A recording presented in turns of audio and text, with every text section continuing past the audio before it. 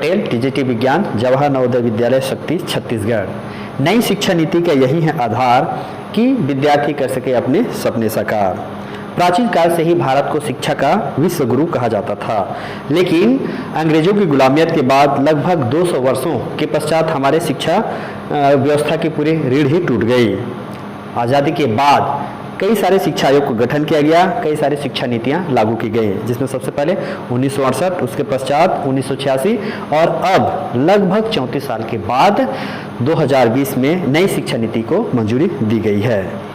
इसकी बहुत सारी खासियत हैं, जो पहले के बहुत सारे जो शिक्षा व्यवस्थाएं थी उनकी कमियों को दूर किया गया है। हो सकता है वो बहुत सही हो उस काल और परिस्थिति के अनुसार, लेकिन बदलते परिवेश के साथ इस बाजारीकरण और औद्योगिकरण में जो मांग है उसके अनुरूप यह शिक्षा व्यवस्था तैयार किया गया है, साथ ही साथ भारतीय संस्कृति और सभ्यता के मूल्यों को भी अपना करके।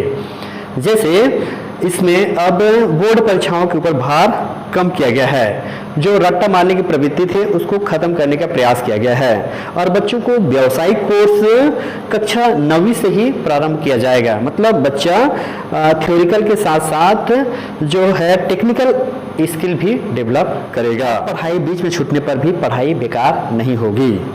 1 वर्ष की पढ़ाई पूरी करने पर उनको सर्टिफिकेट दिया जाएगा, 2 वर्ष की पढ़ाई पूर्ण करने पर डिप्लोमा और 3 वर्ष की पढ़ाई पूरी करने पर उनको डिग्री दिया जाएगा। और यह शिक्षा व्यवस्था 4 स्टेज में पूरा होगा, 5+3+3+4, और बच्चा कक्षा 9वीं से ही अपने मनपसंद विषय का चुनाव कर सकता है, अर्थात साइंस और गणित के साथ साथ वह फैशन डिजाइन जैसे कोर्स भी ले सकता है। तो कहने का तात्पर्य यह है कि इसमें शिक्षा के विभिन्न आयामों को एकीकरण करने का प्रयास किया गया है, और महात्मा गांधी के बुनियादी शिक्षा के दर्शन को भी इसमें शामिल किया गया है। और यह शिक्षा नीति केवल थ्योरिकल नॉलेज के ऊपर जोर नहीं देती, बल्कि यह टेक्निकल व्यावसायिक कोर्स को सीखने के ऊपर भी जोर देती है, ताकि बच्चा अगर उसको किसी तरह की सरकारी नौकरी ना भी मिले तो वह अपना खुद का रोजगार का सृजन कर सके। तो यह भारतीय मूल्यों को अपना करके नए परिवेश के हिसाब से नई शिक्षा नीति को लेकर के आया हुआ है। नमस्कार दोस्तों, मैं डॉक्टर एस के कश्यप, पीजीटी ज्योग्राफी, जवाहर नवोदय विद्यालय, जांजगीर चांपा, छत्तीसगढ़ से। दोस्तों, नवोदय विद्यालय समिति द्वारा राष्ट्रीय शिक्षा नीति 2020 पर अपने विचार प्रकट करने का एक सुअवसर दिया गया है। हम सभी जानते हैं कि शिक्षा हमारे जीवन के लिए बहुत ही अपरिहार्य है, और बिना शिक्षा के हमारा जीवन आधा है। समाज में शिक्षा के बिना न ही उन्नति हो सकती है और न ही न्याय और समानता की स्थापना हो सकती है। यही उद्देश्य है जिसके लिए भारत में निरंतर शिक्षा के लिए सतत रूप से प्रयास किए जाते रहे हैं। भारत की स्वतंत्रता के बाद से ही सरकार ने देश में एक सार्वभौम शिक्षा को बढ़ावा देने के लिए अनेक योजनाओं, आयोगों और समितियों का गठन किया था, जिनकी सिफारिशों को समय समय पर लागू किया जाता रहा, किंतु उन सब का बहुत व्यापक और समुचित प्रभाव नहीं देखा गया था। इस दिशा में भारत के केंद्र सरकार द्वारा 1986 में नई शिक्षा नीति का ऐलान करके एक नया कदम उठाया गया, और अब तक इसी नीति के तहत भारत ने समस्त क्षेत्रों में उन्नति की थी। खासकर शिक्षा के क्षेत्र में हमने निरंतर उन्नति की है, किंतु अब आज का दौर वैश्वीकरण का दौर है, बढ़ते हुए तीव्र तकनीकी का दौर है। इस वैश्विक प्रतिस्पर्धा के दौर में हमारी 1986 की जो शिक्षा नीति थी वो पर्याप्त साबित नहीं हो पा रही है, जिसके कारण हमको एक ऐसे नई शिक्षा नीति की आवश्यकता पड़ रही थी जो हमें एक वैश्विक महाशक्ति और विश्व के शिक्षा के क्षेत्र में सर्वोच्च राष्ट्र के रूप में सम्मानजनक स्थान प्रदान कर सके। इसी दिशा में 2019 में केंद्र की जो नई सरकार थी, उस सरकार ने डॉक्टर के कस्तूरी रंगन की अध्यक्षता में आयोग गठित करते हुए नई शिक्षा नीति के विभिन्न जो प्रारूप थे उन प्रारूपों को बनाने का निर्देश दिया था। उनके प्रारूप के अनुसार ही बनाए गए जो नीति थी उनकी सिफारिशों को ध्यान में रखते हुए 29 जुलाई 2020 को केंद्र के संसद में हमारी नई शिक्षा नीति को पारित किया गया था। ये शिक्षा नीति अब तक की सभी शिक्षा नीतियों से कुछ मामलों में काफ़ी अलग थी। हम जानते हैं कि इसके पहले हमारे देश में 10+2+3 के आधार पर की शिक्षा प्रणाली को चालू किया गया था, जिसमें हम प्राथमिक और माध्यमिक शिक्षा के लिए 10 वर्ष, सेकेंडरी शिक्षा के लिए 2 वर्ष और उच्च शिक्षा के लिए 3 वर्ष का हमने अंतराल स्थापित किया था।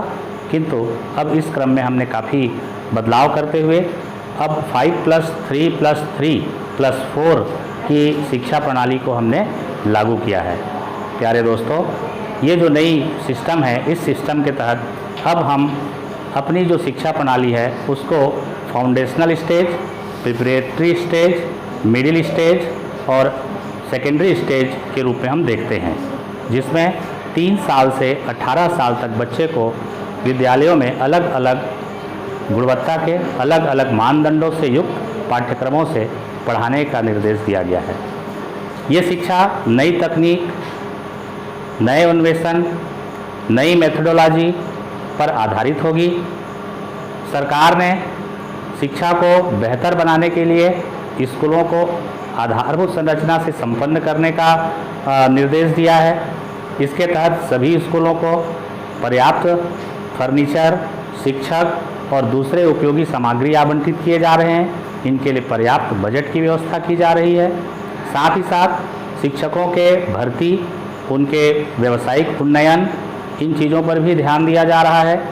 स्वयं, दीक्षा तथा अन्य ऐसे ऑनलाइन प्लेटफॉर्म विकसित किए जा रहे हैं, जिससे हर शिक्षक अपने व्यावसायिक योग्यता को बेहतर से बेहतर कर सकता है।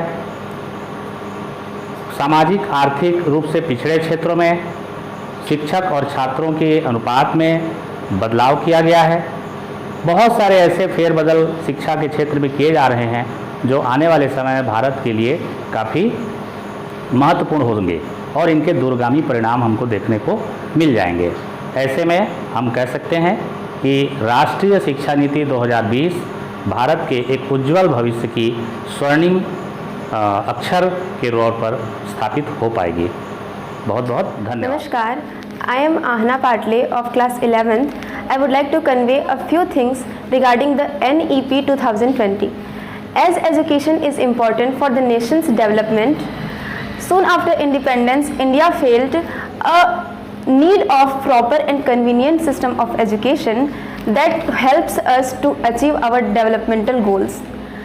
And the National Education Policy of 1986 was an important step towards this way that sustained for 34 years. But with the advancement in technology and change in educational goals, there is a crucial need to make some necessary changes in our learning pattern so that we could compete globally. The National Education Policy of 2020, which was started by the Union Cabinet of India on 29th of July 2020, outlines the vision of a new system of education in India. The new education policy of 2020 replaces the National Policy on Education 1986.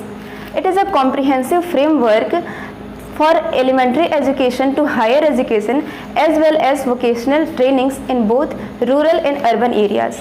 It aims to transform India's education system by 2030.